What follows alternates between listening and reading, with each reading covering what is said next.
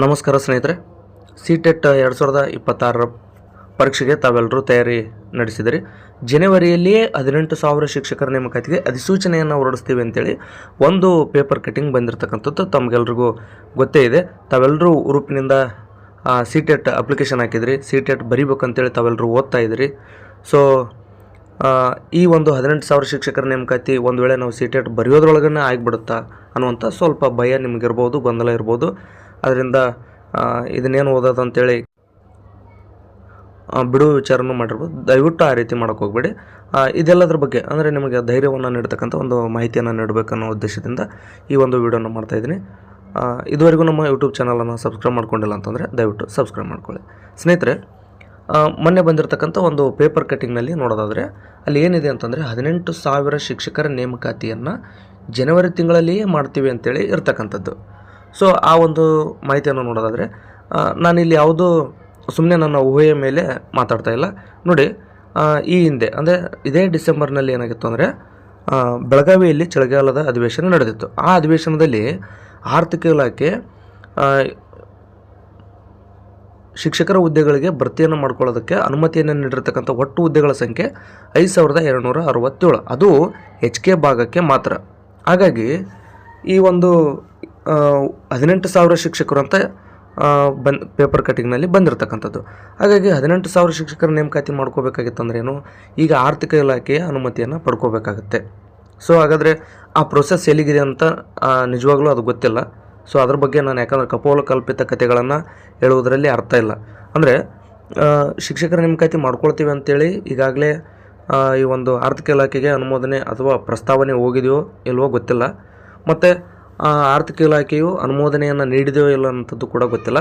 ಆದರೆ ಅದು ಬಹಿರಂಗ ಅಂದರೆ ಮಾನ್ಯ ಶಿಕ್ಷಣ ಸಚಿವರು ಅದ್ರ ಬಗ್ಗೆ ಮಾಹಿತಿ ನೀಡ್ತಾರೆ. ಯಾಕಂದರೆ ಆರ್ಥಿಕ ಇಲಾಖೆ ಅನುಮತಿಯನ್ನು ನೀಡ್ತಪ್ಪ ಅಂದರೆ ನಮ್ಮ ಶಿಕ್ಷಕರ ಹುದ್ದೆಗಳಿಗೆ ನಾವು ಇಷ್ಟು ಹುದ್ದೆಗಳಿಗೆ ನಾವು ನೇಮಕಾತಿ ಮಾಡ್ಕೊಳ್ತೀವಿ, ಯಾಕಂದರೆ ಆರ್ಥಿಕ ಇಲಾಖೆ ಅನುಮತಿಯನ್ನು ನೀಡಿದೆ, ಆ ಕಾರಣದಿಂದಾಗಿ ನಾವು ಇಷ್ಟು ಹುದ್ದೆಗಳನ್ನು ನೇಮಕಾತಿ ಮಾಡ್ಕೊಳ್ತೀವಿ ಅಂತ ಅವರು ಅಧಿಕೃತವಾದಂಥ ಮಾಹಿತಿಯನ್ನು ನೀಡ್ಬೋದು. ಮತ್ತು ಇನ್ನೊಂದೇನಪ್ಪ ಅಂತಂದರೆ ಈಗಾಗಲೇ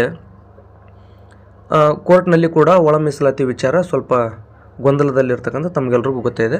ಸೊ ಆ ಒಂದು ವಿಷಯನೂ ಕೂಡ ಇಲ್ಲಿ ಇರೋದರಿಂದ ಈ ಜನವರಿಯಲ್ಲಿ 18,000 ಶಿಕ್ಷಕರ ನೇಮಕಾತಿ ಆಗುತ್ತಾ ಇಲ್ವಾ ಅಂತಕ್ಕಂಥದ್ರ ಬಗ್ಗೆ ಅಧಿಕೃತವಾಗಿ ಹೇಳ್ಬೇಕಂದ್ರೆ ಸ್ವಲ್ಪ ಕಷ್ಟ ಆಗುತ್ತೆ. ಯಾಕಂದರೆ ಕಡ್ಡಾಯ 100ಕ್ಕೆ 100% ಹಾಗೇ ಆಗುತ್ತೆ ಅಥವಾ ಆಗೋದೇ ಇಲ್ಲ ಅಂತ ಹೇಳೋಕ್ಕಾಗೋದಿಲ್ಲ. ಯಾಕಂತಂದರೆ ಆರ್ಥಿಕ ಇಲಾಖೆಗೆ ಪ್ರಸ್ತಾವನೆ ಹೋಗಿದೆಯೋ ಇಲ್ಲ ಅನ್ನೋಂಥದ್ದು ಗೊತ್ತಿಲ್ಲ, ಅಥವಾ ಆರ್ಥಿಕ ಇಲಾಖೆಯಿಂದ ಅನುಮೋದನೆ ಸಿಕ್ಕಿದೆಯೋ ಇಲ್ಲ ಅನ್ನೋಂಥದ್ದು ಕೂಡ ಗೊತ್ತಿಲ್ಲ. ಹಾಗಾಗಿ ಇದನ್ನು ಇಲಾಖೆ ಕಡೆಯಿಂದನೇ ಮಾಹಿತಿ ಸ್ಪಷ್ಟವಾಗಿ ಸಿಗುತ್ತೆ. ಆ ಕಾರಣದಿಂದಾಗಿ ನಾವು ವೇಟ್ ಮಾಡೋಣ. ಇನ್ನು ಸಿ-ಟೆಟ್ ಅಪ್ಲಿಕೇಶನ್ ಹಾಕಿರ್ತಕ್ಕಂಥ ಅಭ್ಯರ್ಥಿಗಳಿಗೆ ನಾನು ನಿಮಗೆ ಧೈರ್ಯವನ್ನು ನೀಡ್ತಕ್ಕಂಥ ವಿಚಾರ ಏನಪ್ಪ ಅಂತಂದರೆ, ನೋಡಿ, ನ್ಯಾಯಾಲಯದಲ್ಲಿ ಒಳ ಮೀಸಲಾತಿ ವಿಚಾರ ಇದೆ, ಜೊತೆಗೆ ಆರ್ಥಿಕ ಇಲಾಖೆಗೆ ಸಂಬಂಧಪಟ್ಟಂತೆ ಅಂದರೆ ಶಿಕ್ಷಕರ ಹುದ್ದೆಯನ್ನು ಭರ್ತಿ ಮಾಡ್ಕೊಳ್ತೀವಿ ಅಂತೇಳಿ ಪ್ರಸ್ತಾವನೆ ಹೋಗಬೇಕು. ಆನಂತರ ಅದಕ್ಕೆ ಆರ್ಥಿಕ ಇಲಾಖೆಯಿಂದ ಒಪ್ಪಿಗೆ ಪಡ್ಕೋಬೇಕು.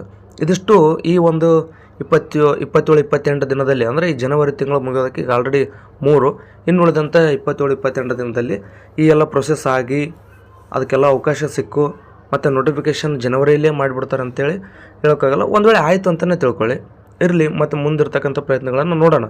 ಬಟ್ ಅದು ಇನ್ನೂ ಯಾವ ಹಂತದಲ್ಲಿದೆ ಅನ್ನೋದೇ ಗೊತ್ತಿಲ್ಲ. ಆ ಕಾರಣದಿಂದಾಗಿ ನೀವೆಲ್ಲ ಸಿ-ಟೆಟ್ಗೆ ಅಪ್ಲಿಕೇಶನ್ ಹಾಕಿದಂಥವ್ರು ಗೊಂದಲ ಮಾಡ್ಕೊಳಕ್ಕೆ ಹೋಗ್ಬೇಡಿ. ಅದು ಆಯಿತು ಅಂದರೆ ಏನೂ ಮಾಡೋಕ್ಕಾಗಲ್ಲ. ಒಂದು ವೇಳೆ ಸಿ-ಟಿ ಆಗಲಿಲ್ಲ, ಅಚಾನಕ್ ಏನಾದರೂ ಈ ಒಂದು ನ್ಯಾಯಾಲಯದ ಕಾರಣಕ್ಕೆ ಅಥವಾ ಈ ಆರ್ಥಿಕ ಇಲಾಖೆ ಅನುಮೋದನೆಯ ಕಾರಣಕ್ಕೆ ಒಂದು ವೇಳೆ ನಿಮಗೇನಾದರೂ ಡೇಟ್ ಮುಂದೆ ಹೋಯಿತು ಅಂತಂದರೆ ಆಗ ಫೆಬ್ರವರಿ 8ನೇ ಎಕ್ಸಾಮ್ ಇರುವಂಥದ್ದು. ಈಗ ಜೊತೆಗೆ ಫೆಬ್ರವರಿ 8ಕ್ಕೆ ಎಕ್ಸಾಮ್ ನೀವು ಬರೆದ್ರಿ ಅಂತಂದರೆ ಈ ಫೆಬ್ರವರಿ ಪೂರ್ತಿ ಹೋಗಿ ಮಾರ್ಚ್ 1ನೇ ವಾರದಲ್ಲಿ ನಿಮಗೆ ಈ ಒಂದು ಸಿ-ಟೆಟ್ ರಿಸಲ್ಟ್ ಸಿಕ್ಬಿಡುತ್ತೆ. ಒಂದು ವೇಳೆ ನಿಮ್ಮ ಅದೃಷ್ಟ ಏನಾದರೂ ಇತ್ತು ಅಂದರೆ ಈಗ ಸದ್ಯದ ಮಾಹಿತಿ ಪ್ರಕಾರ ಆ ಪೇಪರ್ ಕಟಿಂಗ್ ಪ್ರಕಾರ ಏನಿದೆ, ಜನವರಿ ತಿಂಗಳು ಮುಗಿಯೋದ್ರೊಳಗನೆ ಅದು ಸೂಚನೆ ಹೊರಡಿಸ್ತೀವಿ ಅಂತ ಹೇಳಿದ್ದಾರೆ. ನಾನು 2 ಕಾರಣ ಹೇಳಿದೆ, ಅಂದರೆ ಆರ್ಥಿಕ ಇಲಾಖೆದು ಮತ್ತು ನ್ಯಾಯಾಲಯದು. ಈ ಒಂದು 2 ಕಾರಣದಿಂದ ಒಂದು ವೇಳೆ ನೇಮಕಾತಿ ಏನಾದರೂ ಮುಂದೆ ಹೋಯಿತು ಅಂದರೆ, ಅಥವಾ ಈಗ ಮತ್ತು ಆಮೇಲೆ ಆರ್ಥಿಕ ಇಲಾಖೆ ಅನುಮತಿ ಕೊಡಬೇಕು, ಅವನ್ನೆಲ್ಲ 3 ಡಿವಿಷನ್ಗೆ ಹೊಡೆದಾಕಬೇಕು. ಅಂದರೆ ಈಗ HKಗೆ ಆಲ್ರೆಡಿ 5,267 ಹುದ್ದೆಗಳು ಅದಾವೆ. ಹಾಗೆ ಈ ಒಂದು ಉಳಿದಂಥ ಹುದ್ದೆಗಳು ಏನು ಆರ್ಥಿಕ ಇಲಾಖೆ ಅನುಮೋದನೆ ಕೊಡ್ತಲ್ಲ, ಅದನ್ನು ಮೈಸೂರು ವಿಭಾಗ, ಬೆಂಗಳೂರು ವಿಭಾಗ, ಬೆಳಗಾವಿ ವಿಭಾಗ ಈ 3 ವಿಭಾಗಗಳಿಗೆ ಡಿವೈಡ್ ಮಾಡಬೇಕು. ಅದರಲ್ಲಿ PST ಎಷ್ಟು ಹುದ್ದೆ, GPT ಎಷ್ಟು ಹುದ್ದೆ, ಆನಂತರ HSTR ಎಷ್ಟು ಹುದ್ದೆಗಳಿಗೆ ನೋಟಿಫಿಕೇಷನ್ ಮಾಡಬೇಕು ಅನ್ನೋದು ಗೊತ್ತಾಗಬೇಕು. ಇದೆಲ್ಲವೂ ಮಾಡಿಕೊಂಡು ಅದನ್ನು ಫೈನಲ್ ಮಾಡಿ ನೋಟಿಫಿಕೇಷನ್ ಮಾಡಬೇಕಂದ್ರೆ ಇದು ಸ್ವಲ್ಪ ನಿಮ್ಗೆ ಅವಕಾಶ ಸಿಗ್ಬೋದು ಅಂತ ನನಗನ್ಸುತ್ತೆ. ಅಂದರೆ ಜನವರಿ ತಿಂಗಳಲ್ಲಿ ಈ ಒಂದು ಪ್ರೊಸೆಸ್ ಆಯಿತು ಅಂದರೆ ಫೆಬ್ರವರಿ ತಿಂಗಳಲ್ಲಿ ಸಿದ್ಧತೆ ನಡೆಯುತ್ತೆ ನೋಟಿಫಿಕೇಷನ್ ಮಾಡಬೇಕಂತೇಳಿ.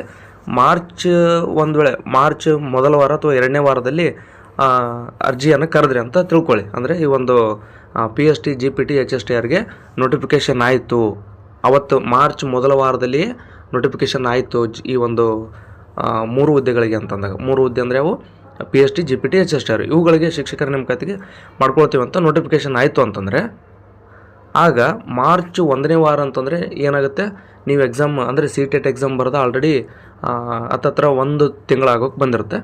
ಈ ನೋಟಿಫಿಕೇಷನ್ ಆದ ನಂತರ ಎಷ್ಟು ದಿನ ಇರುತ್ತೆ ಅಪ್ಲಿಕೇಶನ್ ಹಾಕೋದಕ್ಕೆ ಅಂದರೆ ಕನಿಷ್ಠ ಅಂದ್ರೂ ಕೂಡ 25ರಿಂದ 30 ದಿನಗಳ ಕಾಲ ಟೈಮ್ ಸಿಗುತ್ತೆ. ಇದು ಮಾತ್ರ ಖಂಡಿತ. ಏನು PST, GPT, HSTR ನೋಟಿಫಿಕೇಷನ್ ಆಯಿತು ಅಂದರೆ ಅಪ್ಲಿಕೇಶನ್ ಹಾಕುವುದಕ್ಕೇ 25ರಿಂದ 30 ದಿನ ನಿಮ್ಗೆ ಟೈಮ್ ಸಿಗುತ್ತೆ.